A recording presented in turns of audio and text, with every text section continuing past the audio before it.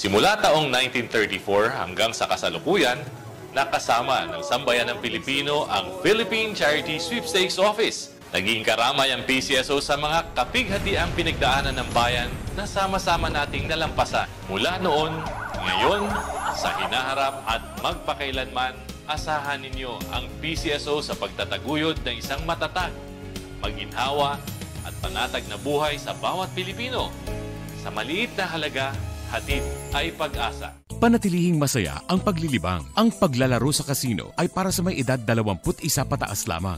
Magtakda ng oras at limitahan ang gastos sa paglalaro. Huwag magsugal kung nalulungkot. Huwag hayaang makasira ng buhay at pamilya. Para sa impormasyon ukol sa responsible gaming, tumawag lamang sa hotline numbers 623-1869 at 0917-592-6618 o bisitahin ang www.casinofilipino.ph. Isang mensahe mula sa PAGCOR. Keep it fun. Game responsibly.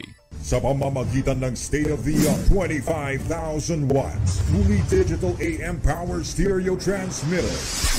Ito ang DZME 1530. Numero 1 sa paghahatid ng mga sariwang balita, impormasyon, komentaryo, aliw, musika at public service. DZME 1530. Una sa kanan, ang himpilang may paninindigan. Rex Kayanong sa Target On Air. Ito nga mga kaibigan, bago ho tayo lumipat to sa ating paksa ho mga kaibigan. At kanina bago ho kami pumunta dito ho sa DCME at meron lang ho kami tinanggap ho na text dahil nung pinag-usapan namin mga kaibigan itong usapin. At dito ho sa online sabong, abay mantaki mo, nagbigay ho ng babala ang tanggapan ho ng Philippine Amusement and Gaming Corporation of PAGCOR sa publiko. Yung paglagay ho ng pusta, sinasabing sabong na may pinapalabas ho mga kaibigan sa online, kumbagay illegal. At kanina sabi ho nung taga Apalit, Pampanga, meron daw hong bagong online sabong, yun ho yung Sabong Express na nagmamaniobra mga kaibigan dyan ho sa Pampanga o dyan ho sa Baluarte ho ni Governor Dennis Delta Pineda. Yung Sabong Express ho mga kaibigan, kumbagay kabubukas lang ho neto. At maging ang tanggapan ho ng PAGCOR, kumbagay nagbigay ho ng babala, maging ang tanggapan ho ng IATF, sa tanggapan naman ho ni CEO, chairperson ho ng PAGCOR na si Andrea Domingo, kumbaga mahigpit ho nga ipinagbabawal itong anumang illegal gambling activities na may kinalaman ho mga kaibigan dito ho sa online sabong. Maging ang tanggapan ho ng Philippine National Police. Kumbaga time to time nakikipag-usap ho dyan sa PAGCOR dahil kung matatandaan nyo, nung isang araw meron ho tayong binanggit ho dito. Abay mantaki mo, nakapost sa isang Facebook page itong j.sabong.com. Kumbaga na doon pa ho yung logo ho ng PAGCOR. Sa madaling salita, ang plano nga ho dito ni Congressman Joey Salceda, di ba kumbaga buwisan ho niya itong mga online na to. Para naman ho pakinabangan ho ng taong bayan.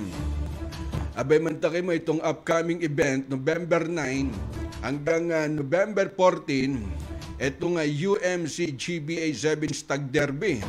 At sa November 16 naman, December 5, yung Salpukan National 9 Stag Derby. Nakapost doon sa jadesabong.com. Ang tanong yan ba ho may franchise at legal? Kumbagay, sabi nga ho may kinalaman ho ba dyan ng PAGCOR para gamitin ho yung logo? Kung yan naman ho may franchise, sabay malaking tulong, kumbaga revenue, di ba, sa taong bayan. Ang problema, boss, yung Sabong Express, sabay nag-ooperate na ho dyan ho sa Pampanga. At ang sabi, isa daw ho dun sa nagpapatakbo, itong si alias sa PA. Kasi pagka ho online sabong, kailangan marami ka ho dyan PA.